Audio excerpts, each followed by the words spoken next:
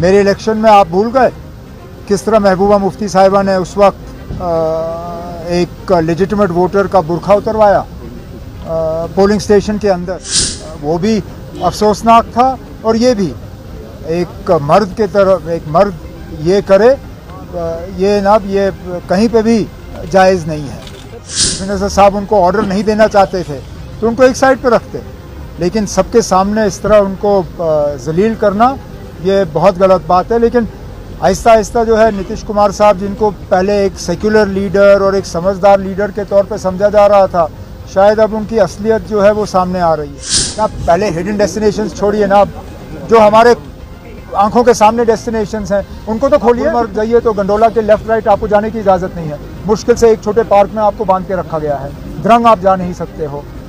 फिरोजपुर नाला जो है, जहाँ आगे हम स्कीइंग कर सकते थे, ट्रैकिंग कर सकते थे, वो आपके लिए खुला नहीं है। दौद पथरी पूरी डेस्टिनेशन बंद है। कई सारे ऐसे इलाके हैं, पहले उनको खोलिए। बंद करने का काम हमारा नहीं था। स्कीइंग हमारे लिए एक बहुत बड़ा एक ज़रिया है एडवेंचर टूरिज़्म को प्रमोट करने का, लेकिन उसके साथ साथ trekking, mountaineering, white water rafting.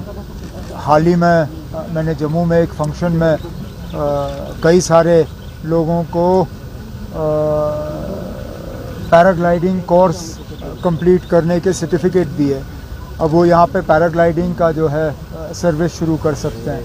तो हमारी कोशिश है कि आहिस्ता आहिस्ता जो है अलग अलग चीज़ों को जोड़ के हम जो हमारी एक प्रीएमिनेंट पोजीशन थी, जो अव्वल नंबर पे हम थे एडवेंचर टूरिज़्म के लिहाज से, वो दर्जा हमें वापस मिले। Sir, as we have seen exotic tourism, adventure tourism, no doubt about it, but rock climbing को लेकर अगर देखा जाए, as we have gone through the places, especially international abroad, उस चीज़ का कोई चीज़ देखने को करने के लिए तो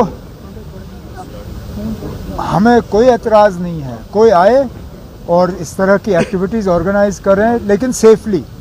मतलब इसमें क्या हो जाता है कि कुछ लोग जो है बिना इस चीज़ के बारे में जाने सिर्फ सामान लाते हैं और फिर लोगों से जो है ये रॉक क्लाइंबिंग कराते हैं। आपने पिछले दिनों देखा होगा, शायद उत्तराखंड या कहाँ पे वो बंजी जंपिंग का था। रस्सी उन्होंने बांधी नहीं, आदमी ने छलांग मारा और सीधा नीचे छत से टकरा गया। तो हम नहीं चाहते ना कि यहाँ कोई इस तरह का कोई ऐसा काम हो जिससे कि लोगों को खतरा जो है ज़्यादा हो। तो हम ये चीज़ें आहिस्ता आहिस्ता इंट्रोड्यूस करेंगे, लेकिन सेफ्टी और सिक्योरिटी का जो है इसमें हमें खास ध्यान रखना होगा। How do you react to the Bihar Chief Minister's pulling down the niqab of a woman? अब ये तो हमने पहले भी देखा यहाँ पे। मेरे इलेक्शन में आप भूल गए किस तरह महबूबा मुफ्ती साहिबा ने उस वक्त एक लेजिटिमेट वोटर का बुरखा उतरवाया पोलिंग स्टेशन के अंदर। ये उसी चीज़ की कंटिन्यूएशन है। ये हमने कई साल पहले यहाँ देखा। वो भी अफसोसनाक था, और ये भी एक मर्द के तरफ एक मर्द ये करे, ये कहीं पे भी जायज़ नहीं है।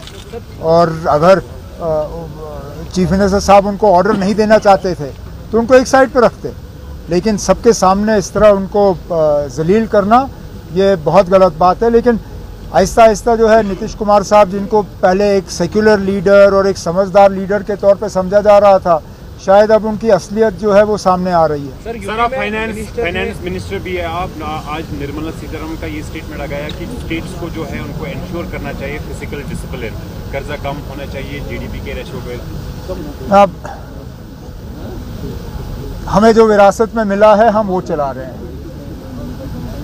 जम्मू कश्मीर अभी फाइनेंशियली खुद कफील नहीं है।